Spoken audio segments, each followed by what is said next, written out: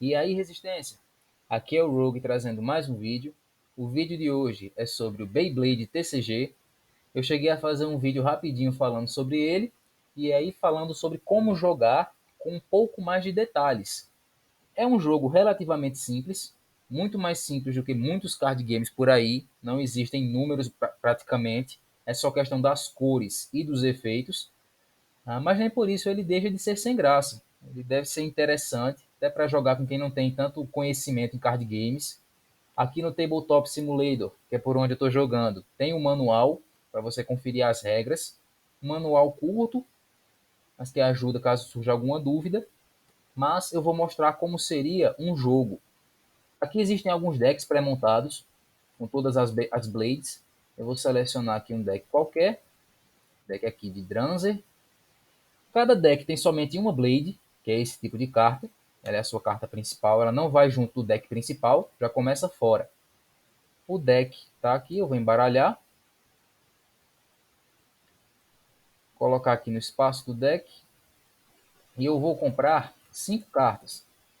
Já que você começa com 5 cartas esse jogo e ao final de cada turno você deve descartar ou comprar até ter 5 cartas na mão.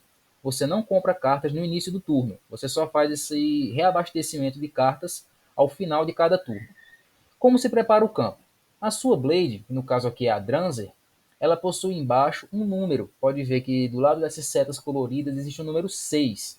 Esse é o número de cartas que vão na sua pilha de spin. Então, como ela possui 6 cartas, aqui no seu spin pile, você vai colocar 6 cartas do seu deck. 2, 3, 4, 5, 6. E a sua Blade vai aqui no topo. Essas 6 cartas são a vida da sua Beyblade. Se a sua Beyblade perder essas 6 cartas, ela é destruída e meio que você perde o jogo. Essa é a principal e única forma de se vencer o Beyblade TCG. Aqui seria a pilha de batalha, que seria durante a ação, e a pilha de teste. Isso eu vou explicar um pouco mais agora. Na sua mão e no seu deck existem outros tipos de cartas, como por exemplo, essa aqui é uma carta de ação. Eu sei porque o círculo preto que ela possui bem no meio possui o símbolo de Blades, é uma carta de ação. Ela é usada para iniciar uma batalha. Essa aqui é uma carta de personagem, dá para ver que o círculo preto tem o formato de um punho. Ela não inicia uma batalha, mas pode ser usada durante uma batalha e ela permanece em campo depois que você usa ela como personagem. Mais uma carta de ação. Essa aqui é uma carta de evento. Ela tem essa espiral serrilhada como símbolo. Ela não inicia uma batalha, mas pode ser usada durante uma batalha. E aqui mais uma carta de ação. Muito bem. Como seria então o turno de cada jogador? O jogador começa com as 5 cartas na mão e em cada turno ele pode jogar uma carta. Vamos supor, se eu jogar a minha carta de personagem, eu vou colocar ela aqui na minha área de teste e aí eu vou ter que testar com a carta do topo do baralho do meu oponente. Opa, acabei comprando o deck todo. Pronto. Aqui somente uma carta e aí eu vou testar uma com a outra. Como seria esse teste? Eu vou comparar as minhas espirais, que elas estão bem alinhadas agora. Dá para ver que essas duas espirais aqui coincidiram. Então essa minha carta obteve sucesso, causou um hit. E aí o efeito dela pode ser aplicado. Se não tivesse havido essa coincidência, então eu perdi a jogada. Minha carta de personagem não vai fazer mais nada e não aconteceria nada com ela. Mas ela, nesse caso, sucedeu e aí aplica o efeito dela. E aí ela permanece em campo em algum lugar. Se fosse uma carta de evento, ela iria direto para o descarte. Seria então aqui uma carta de evento. Eu joguei o meu evento aqui na minha área de teste, já que eles não iniciam combate. E aí, da mesma forma, vou comprar a carta do topo do meu oponente e vou comparar uma com a outra. E aí causou um hit também. E aí então o efeito é aplicado. Aqui seria o efeito de ganhar um spin. Então, nesse caso, Eu colocaria mais uma carta de spin abaixo da minha Blade. É o que aconteceria. Mas como seria então uma batalha? As batalhas são iniciadas somente pelas cartas de ação. Então, as ações é que iniciam o combate. Então, por exemplo, eu posso iniciar uma ação com qualquer cor. Na minha mão eu tenho a cor vermelha e a cor azul. Então, vamos supor que eu vou iniciar a minha ação com a cor azul. E aí, a minha carta de ação ela tem esse efeito, que é um efeito em vitória. Dá para ver que antes do texto dela existe um símbolo de troféu. Esse efeito só é aplicado se eu vencer esse combate. Mas eu vou falar disso um pouco depois. Eu comecei o combate com uma carta azul. Seguindo a sequência de cores, dá para ver que tem uma sequência da esquerda para a direita. Após a cor azul, eu volto ao início, que aí seria a cor vermelha.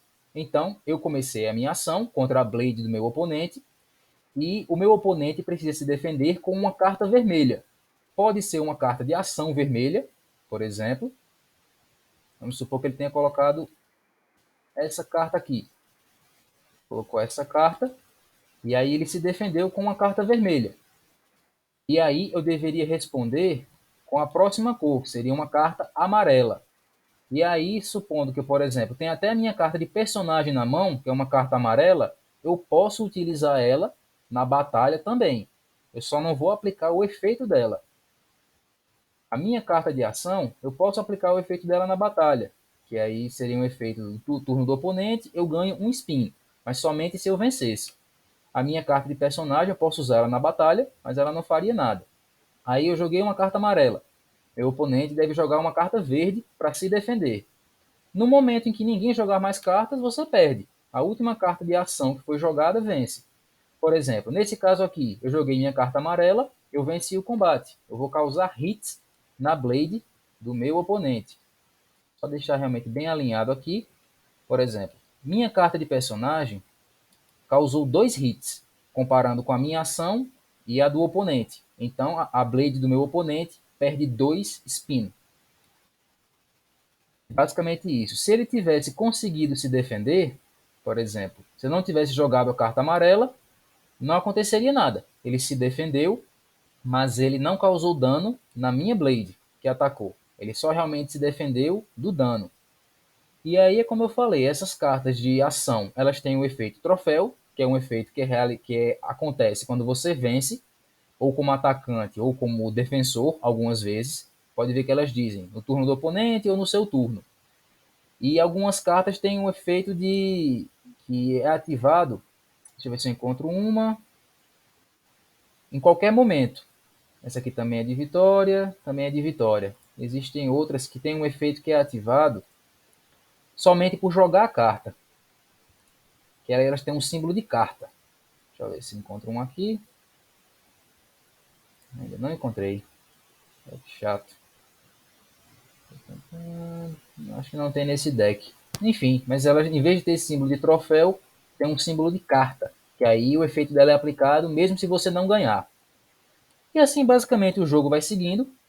Você pode jogar cartas de personagem, jogar cartas de evento a qualquer momento, mas aí elas não iniciam uma ação, geralmente. As cartas de ação iniciam um combate, você batalha contra a Blade do seu oponente e vai jogando até esvaziar todo o spin da Blade. As Blades também têm efeito, é importante estar atento a isso, ao efeito das cartas de ação, da sua Blade, das cartas de personagem, das cartas de evento também. Tudo isso influencia no jogo. No geral, não é um jogo difícil, não existem nem números, nem pontos de ataque, poder, nada do tipo. É só realmente as cores e se atentar às edges, essa região que tem que verificar se causa dano e quanto dano causa. Algumas blades têm esse símbolo que está vazio, seria essa blade sem um círculo no meio. Isso quer dizer que quando você está atacando, conta como se tivesse cheio. Quando você está se defendendo, fica vazio. É como se não existisse nada aqui. E aí existem essas pequenas regras, esses pequenos detalhes. E tudo isso está aqui no manual. Basicamente é isso. Só basta falar que, ao final de cada turno, como eu falei, se você tem mais de 5 cartas na mão, você manda para o descarte. E se o seu deck for esvaziado, você faz do mesmo jeito que em Chaotic. Você embaralha o seu deck com seu descarte e continua comprando. Você não perde por deckout, quando você não tem mais cartas para comprar. A única forma de vencer é tirando todas as cartas da spin da Blade do seu oponente. No momento em que ele não tiver mais nenhuma carta, a Blade dele para, digamos assim, a Blade para e ele perde o jogo. Basicamente é isso. Aqui no tabletop, como eu falei, tem alguns decks já montados, com as poucas Blades que existem, todas as 130 cartas que existem nesse jogo. Também é possível jogar ele pelo 1-tap. Eu cheguei a ver, não sei se existem todas as cartas, todas as 130, mas existe no 1-tap. E por ser um jogo simples, que não precisa de muita coisa, com certeza dá para jogar por lá.